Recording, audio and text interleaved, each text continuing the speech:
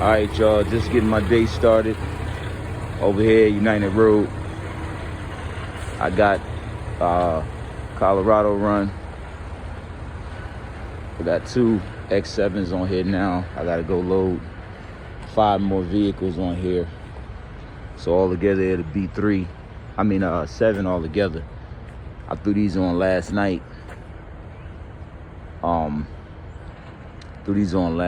And just to get something on here last night, because I didn't have enough load time. I had like 2 hours when I got to the yard to load. So I said, instead of me doing nothing, instead of me having to load all day today, I'm gonna just go ahead and load these 2 last night. I had like 2 hours left on my clock. I'm on 14. So I decided to go ahead and throw these 2 on now, last night or whatever. And then this morning when I get up, I said I'm gonna just go ahead and, get my day started. I gotta pull these off though. I just threw these on anywhere because they come from a different yard. The BMW factory they got in Greer, they got 2 yards that I know of that we load out of, and one of them is like a smaller yard.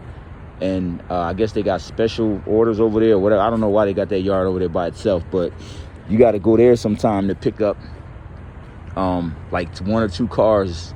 I've never had to pick up more than 2, I think maybe 3 maybe.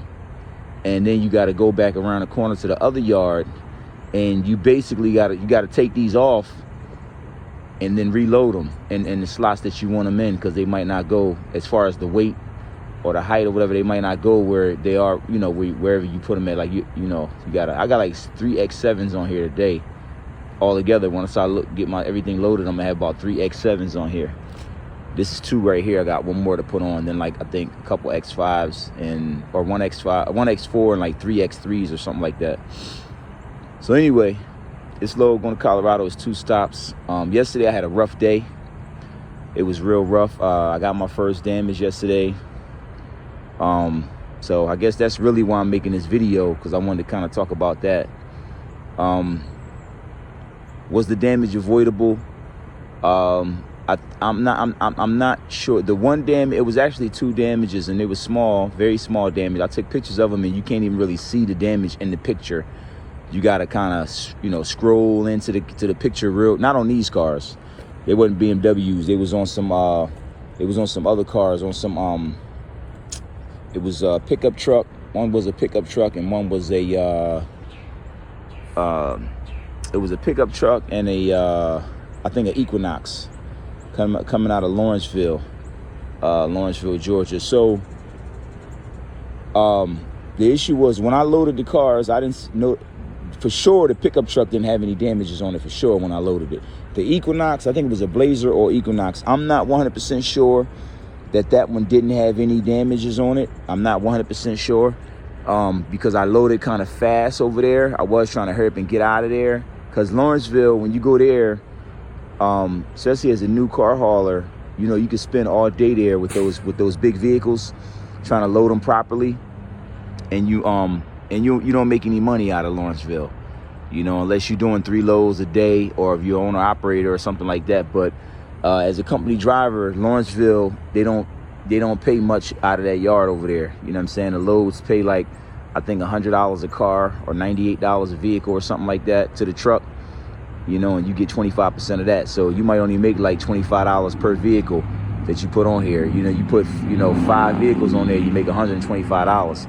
And you might be out there all day long, like trying to load it, because, especially if they give you like 7 vehicles, like they gave me last week 7 vehicles, and I had to drop 1 because I couldn't fit them all on here because it was all big stuff.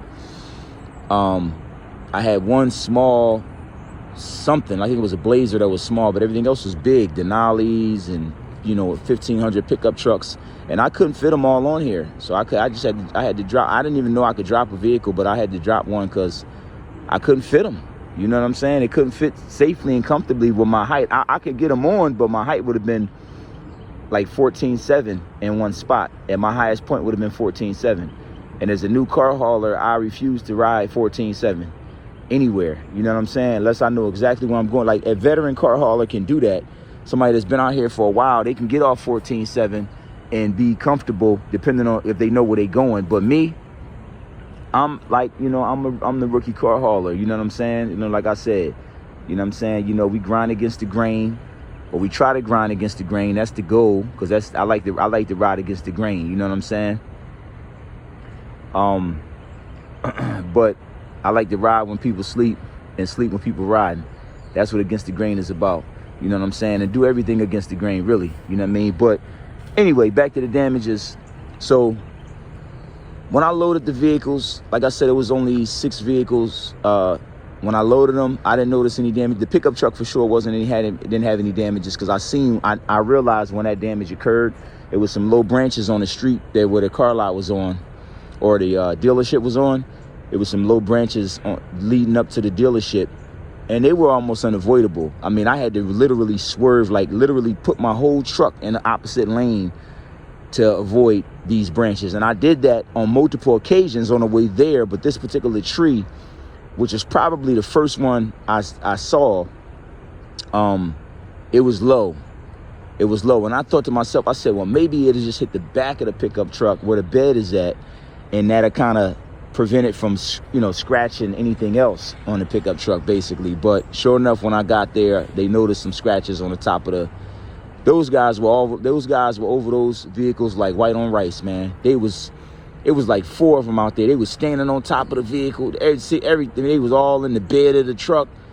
You know what I'm saying? With a magnifying glass. They looked at them cars like they had magnifying glass. It was like imagine 4 grown, you know, old men in their 60s looking at your truck, looking at your vehicles you dropped with a magnifying glass. That's basically what they was doing. And they found any little thing they could find, they was finding. And they wrote it all up too. And they made me come in there and sign the paperwork for it, saying that, you know, they had some damages and everything. So it was embarrassing, honestly. And I had a rough day that day, because like I said, Lawrenceville is always rough. It was easier than usual. I only been to Lawrenceville 3 times with this truck, and usually I'm by myself. But yesterday I had a helper, and he helped me find the vehicles and load them. Well, he didn't help me load them. He helped me find them. He pulled them up to the back of my truck, and I loaded them. It's my partner, one of my co-worker that we trained together here, and he's actually here as well. But so it was easier than usual, and I only had 6 vehicles, so I didn't have to drop anything. I was able to get everything on the truck and trailer, but it still was kind of rough. You know what I'm saying? Still was a little rough. My highest point coming out of Lawrenceville yesterday was 13.8, you know, which I'm proud of. You know what I'm saying? And I gets to my stop. The whole reason I go to Lawrenceville is to make it to Greer with a load. They don't want me to come to Greer empty-handed. So when I'm in Atlanta, they want me to go to Lawrenceville to pick something up, to come to Greer, to bring it up to Greer. But the Lawrenceville loads are, like I said, it takes kind of long to load them. You know, it's a pretty big lot. You got to go find the vehicles, and then you know they're big, so you got to kind of figure out how you're gonna load them and keep your height right. So anyway, I had 2 stops. I made my deliveries in South Carolina. My last stop was like 45 minutes away from Greer, and that was a stop. They looked at the 3 vehicles I dropped: the Equinox, a Blazer, and the Chevy's GMC pickup truck. And they looked at everything with a magnifying glass. They found the chip in one of the doors of the Blazer or the Equinox, one of them. Little small chip. I don't remember seeing that chip when I looked at the vehicle. It was black. Sometimes it's hard to find, you know, damages, like little scratches on black vehicles. They got dust on them. So you got to be real careful and, you know, take your time looking at them.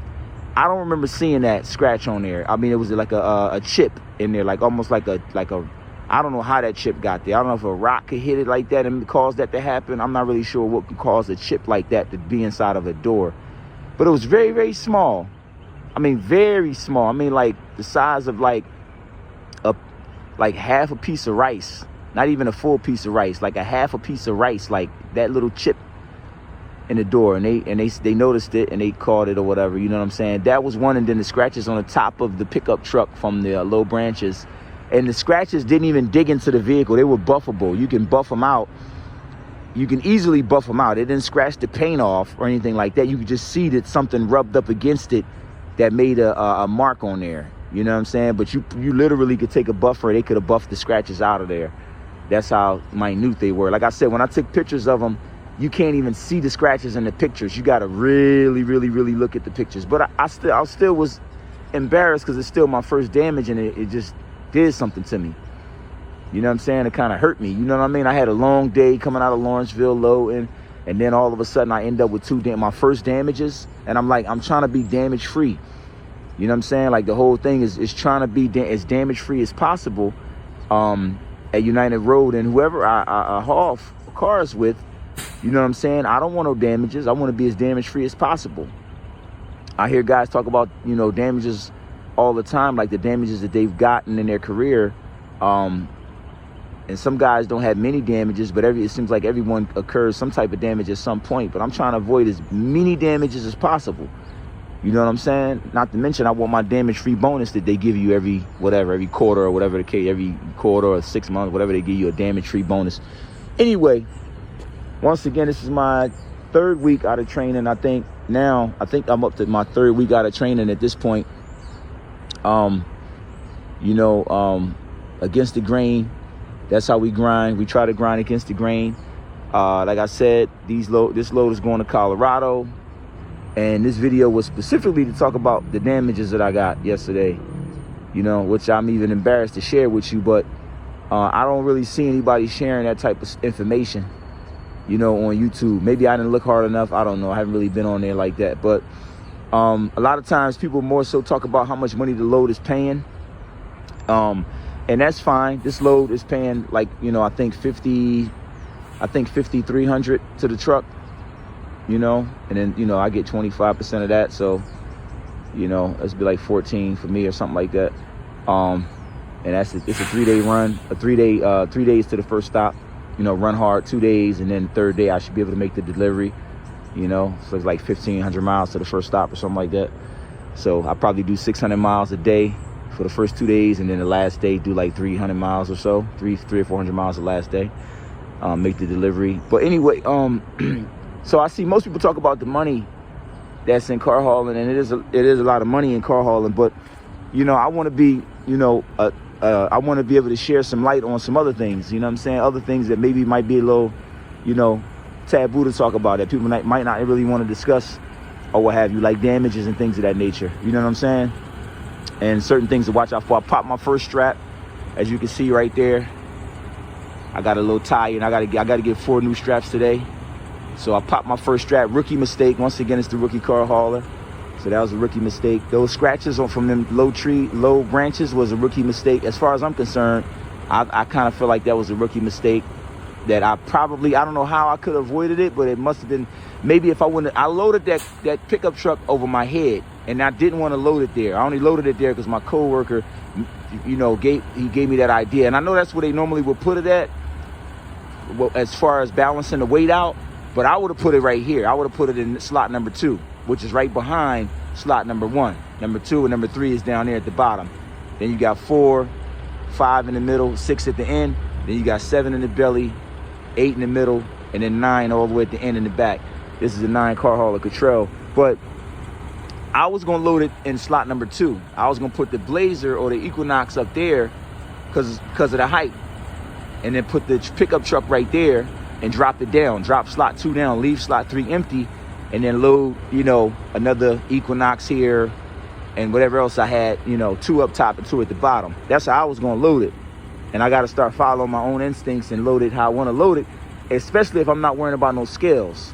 Because right now, you know, I'm not good enough to work, you know, to focus on my weight balance like that. You know what I'm saying? My trainer, he focused on weight balance, and I see that the guys loading Greer, they focus on weight balance, making sure the weight is balanced out throughout the truck. And I know that's very, very important, but I don't know I wasn't really taught that. So I kind of go off of eyesight, like what's big, what's small. I keep weight balance in mind when I load. If I load by myself, I'm gonna keep it in mind. But at the same time, I'm not that trucker that really know how to really balance something out like that. So I'll just do the best I can. Like, I won't never not think about weight balance. Like, I always think about it, and like, maybe I think this might weigh more, so let me put this here, balance this out here, and so on and so forth. But some of these guys are like really good with weight balance, and I'm not one of them, because I'm the rookie car hauler and I'm still learning, and that's all good. You know what I'm saying? Anyway, it's the rookie car hauler. You know, against the grain, ATG, trying to make it happen. We're gonna grind it out, learn as much as we can learn, make as much as we can make, and have as much home time as we can have, because home time is very important. Family time is important. You can't just be out here on the road forgetting about your family. You got kids, family, a wife, you know. Anyway, I'm out. I gotta go get this load, and I gotta go take this inverters back. I put an inverter in here and something smelled burnt. So I gotta take that out of here and go take that back to Pilot and the Quick Trip. All right. So don't forget your pre-trips. Don't forget your post-trips. Make sure you do your pre-trip and your post-trip. Make sure you're checking your airlines. Make sure you're checking your fifth wheel. You know, check your tires.